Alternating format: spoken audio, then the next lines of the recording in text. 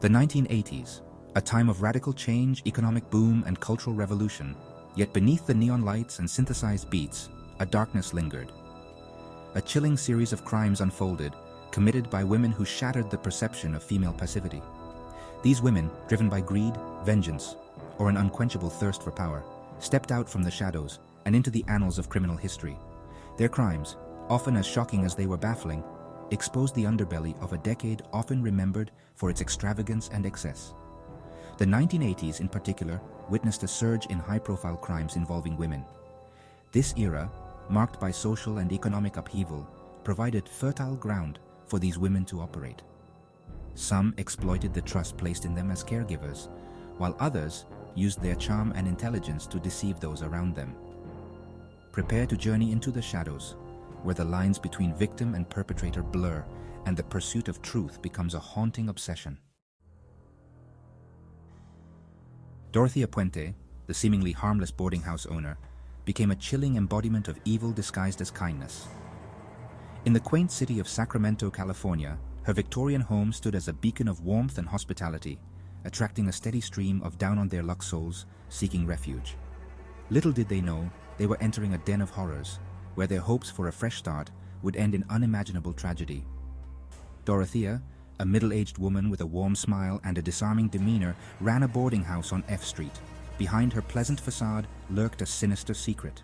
Over the next 6 years, she drugged, killed, and buried at least 7 victims in her backyard, cashing their social security checks to fund her gambling habit and lavish lifestyle. The stench of decay permeating from her property finally raised suspicions. Beneath the manicured lawn and vibrant flower beds lay the decomposing bodies of Dorothea's victims, their lives tragically cut short. Dorothea's arrest sent shockwaves through the community. The world of high society is often associated with glamour, wealth, and an air of untouchable elegance.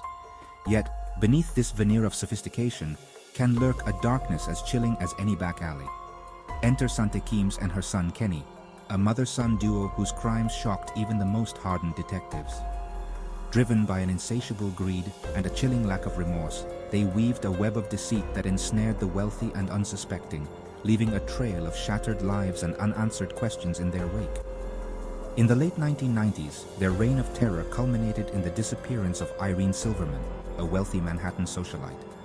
Posing as wealthy entrepreneurs, Sante and Kenny insinuated themselves into Irene's life, renting a room in her opulent mansion. On July 5, 1998, Irene vanished without a trace.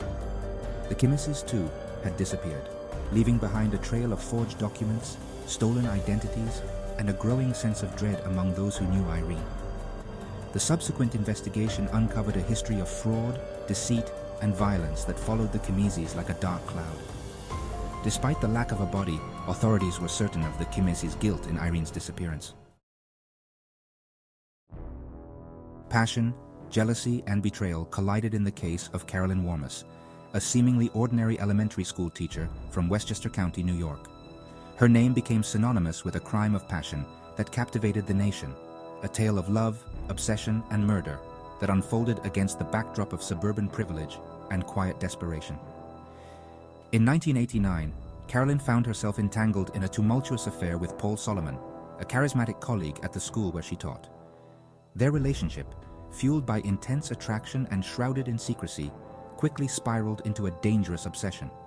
Consumed by jealousy and fueled by a desire to eliminate her romantic rival, she embarked on a chilling plan. On a cold January evening, Carolyn allegedly confronted Betty Jean in her home, fatally shooting her 9 times. The murder sent shockwaves through the community, shattering the illusion of safety and tranquility that permeated suburban life. The ensuing investigation and trial became a media sensation, captivating the nation with its themes of love, betrayal, and cold-blooded murder. Prosecutors painted Carolyn as a scorned woman driven to extremes, her actions fueled by a dangerous cocktail of obsession and rage.